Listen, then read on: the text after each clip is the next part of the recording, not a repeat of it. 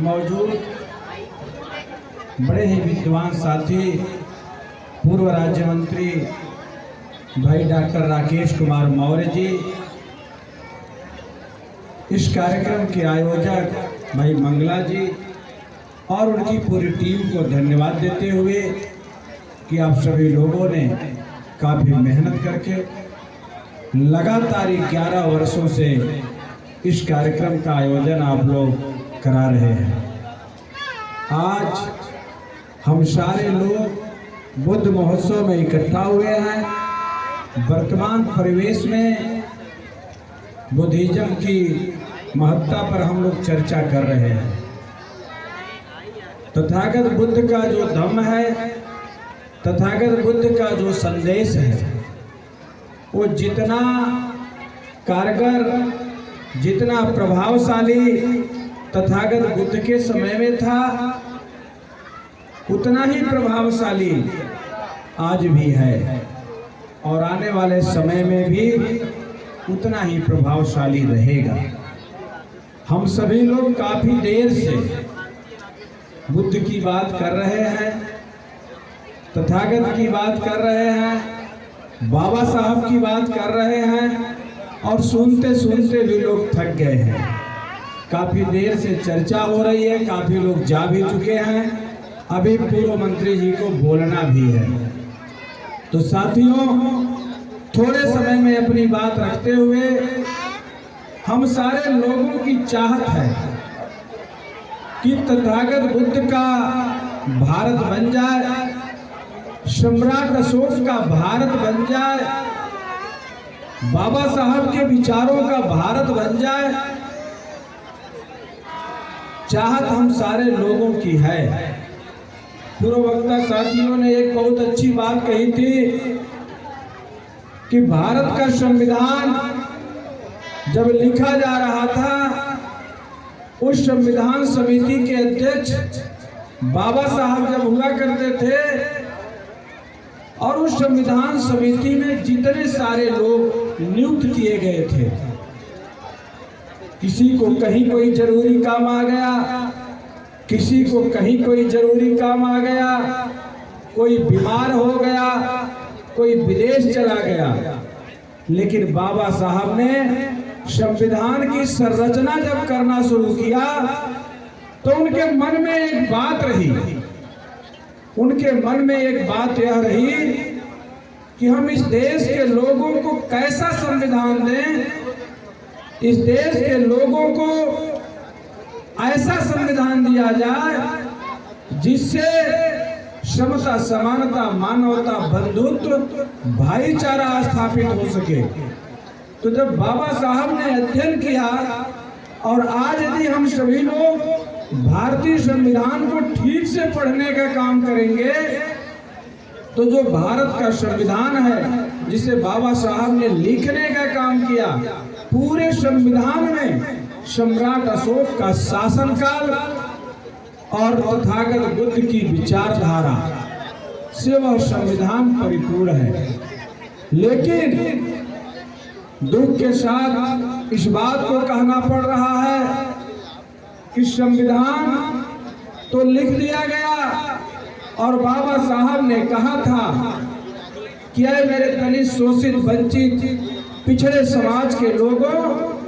इस संविधान को यदि चलाने वाले अच्छे लोग मिले, ईमानदार लोग मिले, तो यह संविधान दुनिया का सबसे अच्छा संविधान साबित हो सकता है। और इस संविधान को चलाने वाले निकम्मे और हरामखोर किस्म के लोग मिले तो यह संविधान दुनिया का सबसे खराब संविधान साबित हो सकता है।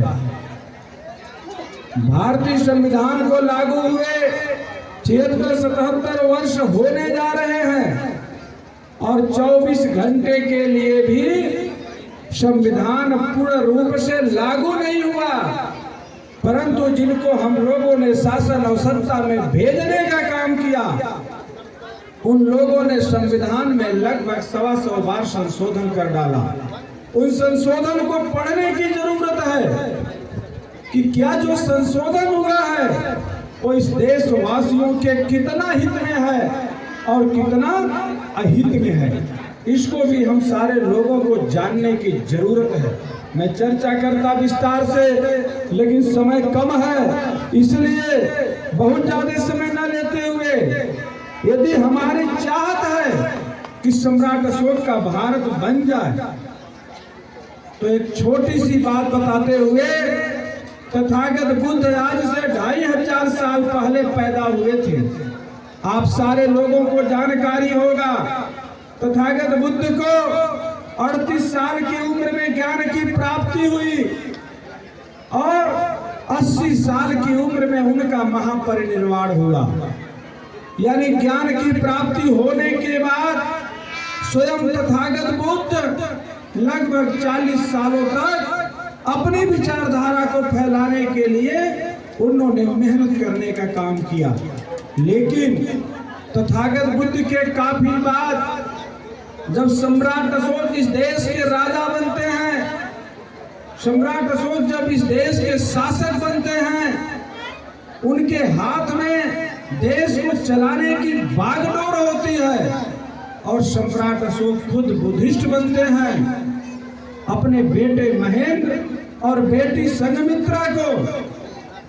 इस विचारधारा को फैलाने के लिए, बुद्ध की विचारधारा को फैलाने के लिए दुनिया के तमाम देशों में भेजने का काम करते हैं। जब सम्राट अशोक का बेटा और बेटी दुनिया के तमाम देशों में जाते थे, वहाँ के जो राजा होते थे वे इस बात को सोचते थे कि सम्राट अशोक का बेटा आया हुआ है, सम्राट अशोक की बेटी आई हुई है, तो निश्चित रूप से कुछ खास बात होगा। सभाओं का आयोजन होता था, महेंद्र और संघमित्रा अपनी बातों को बताते थे। अर्थात जब बुद्ध की विचारधारा को मानने वाला राजा होता है तो वह विचारधारा फलती है, फूलती है, बढ़ती है। अर्थात आज भी वही हाल है। इस आजाद भारत में जो बाबा साहब ने लोकतंत्र में आपको वोट का अधिकार दिया है, तो बाबा साहब ने कहा, ऐ भारतवासियों, ऐ दलित शोषित वंचित लोगों, ऐ भारत के मूल निवासियों, मैं जो तुम्हें वोट का अधिकार देने का काम कर रहा हूँ, इस वोट के अधिकार को दो धारी तलवार समझने का काम करना। यदि इसका सही उपयोग करोगे तो दुश्मन का गर्दन काटने का काम करोगे, दुश्मन को नष्ट नाबूद करने का काम करोगे, आने वाले पीढ़ियों के भाग्य विधाता बन जाओगे, अपने बच्चों के भाग्य निर्माता बन जाओगे, सम्मान भरा जीवन जीने का काम करोगे, सुख चैन और अधिकार के साथ रहने का काम करोगे। लेकिन इसका यदि गलत उपयोग करने का काम किया तो आप सबसे पहले अपना गर्दन काट लेने का काम करोगे, अपने बच्चों के विकास के रास्ते बंद कर देने का काम करोगे, उन्हें बदहाली भरा, अपमान भरा जीवन जीने के लिए आप विपक्ष कर दोगे, आपके हक और अधिकार छीन लिए जाएंगे। शायद बाबा साहब के कही हुई बात को हम लोग नहीं समझ पाए आज तक। यदि हम लोग समझ गए होते तो आज यह जो भारत का मूल निवासी है ये कहीं और रहता, इसकी स्थिति कुछ और होती। इसलिए साथियों,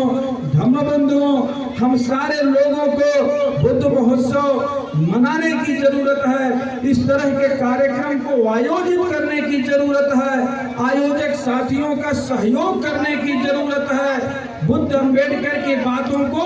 लोगों तक पहुंचाने की जरूरत है। जैसा कि मुख्य अतिथि जी ने कहा कि ज्यादातर बातों को लोग सुनकर और देखकर समझने का प्रयास करते हैं, जानने का प्रयास करते हैं। यदि हम बुद्ध की बात करें तो बुद्ध ने हमें जो त्रिशरण दिया है, पंचशील दिया है, अष्टांगिक मार्ग दिया है, बुद्ध ने कहा दुख है तो उसका कारण है, और कारण है तो निवारण है, और निवारण के अष्टांगिक मार्ग हैं। इस पे चर्चा करने में काफी देर हो जाएगा,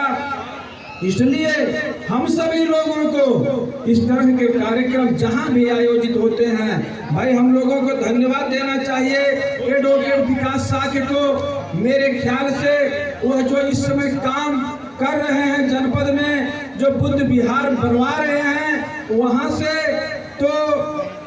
हमें लगता है बहुत बड़ा संदेश इस पूरे उत्तर प्रदेश के साथ साथ देश में जाने का काम होगा आने वाले समय में। और इस तरह का जो निर्माण भाई विकास साकी जी कर रहे हैं, उनका भी हम सभी लोगों को सहयोग करने की जरूरत है, वहाँ जाने की जरूरत है। जिनके साथ कदम से कदम और कंधा से कंधा मिलाकर इस कार्यक्रम के आयोजक भाई मंगला प्रसाद जी भी चलने का काम कर रहे हैं, विकास जी का सहयोग कर रहे हैं। अभी हम लोगों के बीच में माननीय मंत्री जी को भी अपनी बात रखनी है, उनको बोलना है। काफी अपने व्यस्ततम समयों में से कीमती समय निकाल कर आए हैं। अंतिम बात यह कहते हुए, यदि आपकी चाहत है कि सम्राट अशोक का भारत बने, बुद्ध के विचारों का भारत बने, तो जो धर्म तभी फलेगा फूलेगा बढ़ेगा, यानी जिसकी सत्ता होती है, जिस विचारधारा को मानने वाला राजा होता है, निश्चित रूप से वही धर्म फलता फूलता बढ़ता है, वही विचारधारा आगे बढ़ती है। और जिस धर्म को, जिस विचारधारा को मानने वाला राजा नहीं होता है, वह विचारधारा धीरे धीरे कमजोर होती जाती है, लुप्त प्राय होती जाती है। तो इस बात का हम लोगों को ध्यान रखना पड़ेगा कि यदि हम चाहते हैं कि बाबा साहब का संविधान बचा रहे, तथागत बुद्ध की विचारधारा इस पूरे देश स्तर पे कायम हो, सम्राट अशोक के शासन काल जैसा व्यवस्था इस पूरे देश में हो, तो फिर अब सम्राट अशोक दोबारा आने वाले नहीं हैं, बाबा साहब दोबारा आने वाले नहीं हैं, चंद्रगुप्त मौर्य दोबारा आने वाले नहीं हैं, मान्य और कांसी राम साहब दोबारा आने वाले नहीं हैं। आप ही लोगों को बनना पड़ेगा, आप ही लोगों को उनके कारवा को आगे बढ़ाना पड़ेगा, उनके विचारधारा पर चलना पड़ेगा। और सबसे बड़ी बात, हम जिस बात को मंचों से कहते हैं उसका स्वयं हमें सबसे पहले अनुपालन में लाना पड़ेगा, हमें उस पर चलना पड़ेगा। जिस बात को हम कह रहे हैं, हमारे जो मंचासीन अतिथि हैं, इस कार्यक्रम के जो आयोजक साथी हैं, यहाँ आने वाले सभी जो धम्म बंधु हैं, हम सभी लोगों को इस बातों को विशेष ध्यान में रखना चाहिए कि जिस बात को हम कह रहे हैं, हमारी चाहत तो है कि लोग माने, लेकिन हम नहीं मानते। इसलिए साथियों, हम लोगों को भी मानने की जरूरत है। इन्हीं सब बातों के साथ आप सभी लोगों ने मुझे इतना देर तक सुना, इसके लिए हृदय की गहराई से आप सभी को धन्यवाद देते हुए, आयोजक मंडल को धन्यवाद देते हुए, कार्यक्रम का शानदार संचालन करने के लिए भाई रविंदर जी को भी धन्यवाद देते हुए, आपकी पूरी टीम को धन्यवाद देते हुए अपनी वाणी को विराम देता हूँ। जय बुद्ध, जय भारत, जय भारती।